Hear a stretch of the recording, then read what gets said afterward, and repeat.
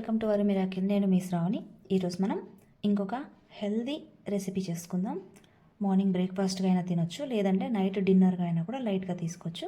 దీనివల్ల చాలా health benefits ఉన్నాయి. అదేంటంటే వెయిట్ లాస్ అవ్వచ్చు, తక్కువ క్యాలరీస్. సో ఇది పిల్లలకు పెద్దలకి కూడా చాలా చాలా చాలా హెల్దీ. కాస్త ఓపిక చేసుకోవాలి, కానీ మంచి హెల్దీ రెసిపీ అండి. అదేంటంటే మిలెట్ దోశ. దానికోసం నేను ముందుగా ఒక హాఫ్ కప్ కంటే తక్కువగా బ్రౌన్ రైస్ తీసుకున్నాను. కాకపోతే దోశ కొంచెం బ్రౌన్ కలరే వస్తుంది, అయినా పర్వాలేదు. అలాగే పావు కప్పు రాగులు తీసుకున్నాను. ఇంకొక పావు కప్పు బార్లీ బియ్యం తీసుకున్నాను. అలాగే ఇంకొక పావు గ్లాసు మినపప్పు తీసుకున్నాను. ఇవన్నీ కలిపి నానబెట్టేసుకుందాం ఫస్ట్ అయితే కడిగి. అలాగే ఒక పావు టీ స్పూన్ మెంతులు కూడా వేసుకుందాం. మెంతులు వేసేది కేవలం క్రిస్పీనెస్ కోసమే. ఇవన్నీ ఒకసారి కడిగినాం కదా, ఈ నీళ్ళు వంపేసి ఇంకొక నీళ్ళు వేసి పెడదాం. కడిగేసాం కదా, ఇప్పుడు దీంట్లోకి మునిగేదాకా వాటర్ వేసేసుకొని 5 to 6 hours నానబెట్టేసుకుందాం. అలాగే ఇంకొక బౌల్ తీసుకొని ఇందులో జొన్న రవ్వ, అలాగే సామలు తెలుసు కదండి, సామలు చూసే ఉంటాం కదా, సామలు కొర్రలు అని, అవి ఒక హాఫ్ కంటే తక్కువగానే గ్లాస్ వేసాను. ఇవి కూడా వాటర్ వేసేసి ఒకసారి కడిగేసి పెట్టేసుకుందాం. వీటిని సపరేట్ ఎందుకు తడి పెట్టినానంటే ఇవి తొందరగా నానిపోతాయి. అక్కడ నానబెట్టినవి ఫస్ట్ మనం నానబెట్టిన బార్లీ బియ్యం అవి కొంచెం టైం పడుతుంది నానడానికి, అందుకోసం సపరేట్ వేసి నానబెట్టేసుకున్నాము. ఇవి కూడా కడిగినాం కదా, ఒకసారి నీళ్ళు పడేద్దాము. ఇప్పుడు ఇందులో కూడా నీళ్ళు వేసేసి నానబెట్టేద్దాం. ఇప్పుడు ఇంకొక చిన్న బౌల్ తీసుకొని ఇందులోకి అలసంద పప్పు, తెలుసు కదండి, బొబ్బర్లు అంటాము. ఇవి నేను కొన్నవి కాదండి, ఊరు నుంచి అమ్మ వాళ్ళు పంపించారు ఆ పప్పులు అనమాట, అలసంద పప్పులు. ఇప్పుడు ఇవి కూడా ఒకసారి కడుక్కొని ఇవి కూడా నానబెట్టేసుకుందాం.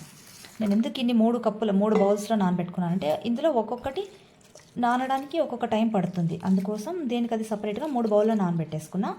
బట్ మిక్సీ వేసుకునేటప్పుడు మాత్రం అన్ని పప్పులు కలిపే వేసేసుకుంటాం. సో ఇవి కూడా కడిగి పెట్టేసి ఒకసారి వాటర్ వేసి పెట్టేద్దాం. కడిగేసుకున్నాం కదా, ఇప్పుడు దీంట్లో కూడా వాటర్ వేసేసి నానబెట్టి పెట్టేసుకున్నా.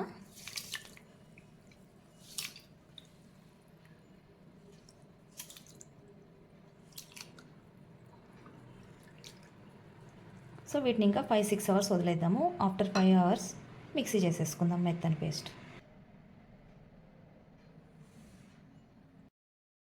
పప్పు నానిపోయింది కదా, మెత్తగా నానింది. ఇప్పుడు వీటిని మిక్సీ చేసేసుకుందాము. ఇవి ఈ మాత్రం సరిపోతాయి. ఇవి కూడా వేసుకుందాం. ఇంకా చూడండి, ఈ మాత్రం కన్సిస్టెన్సీ ఉంటే చాలు, దోశ బాగా వస్తుంది. ఇలా చేసి పెట్టుకుందాం. ఈ పిండి ఫర్మెంటేషన్ అవుతేనే బాగుంటుందండి, కొంచెం పులిస్తేనే బాగుంటుంది. సో దానికోసం ఫ్రిడ్జ్లో పెట్టకుండా నేను బయటే పెట్టేస్తాను. దీన్ని బయట మూత పెట్టి పెట్టేస్తే కొంచెం మార్నింగ్ కల్లా కొంచెం ఉబ్బుతుంది. చూడండి ఎంత బాగా పొంగిందో చూడు.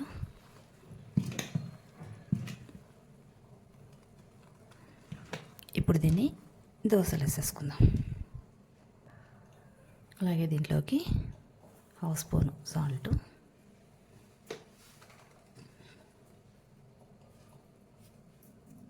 చిటికెడు వంట సోడా కలిపేసుకుందాం బాగా.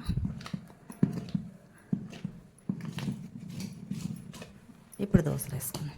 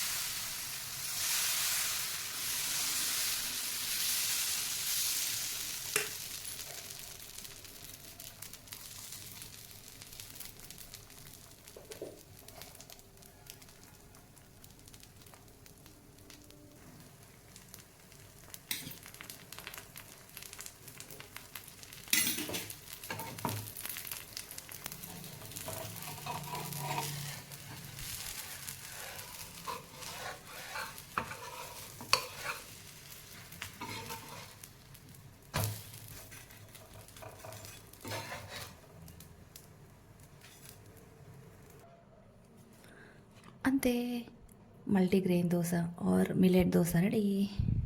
సో మీరు కూడా తప్పకుండా ట్రై చేయండి. చాలా హెల్తీ అండ్ టేస్టీ, పిల్లలు కూడా చాలా ఇష్టంగా తింటారు. సో ఈ వీడియో కనుక మీకు నచ్చినట్లయితే like, share, subscribe. Until then bye. Thanks for watching.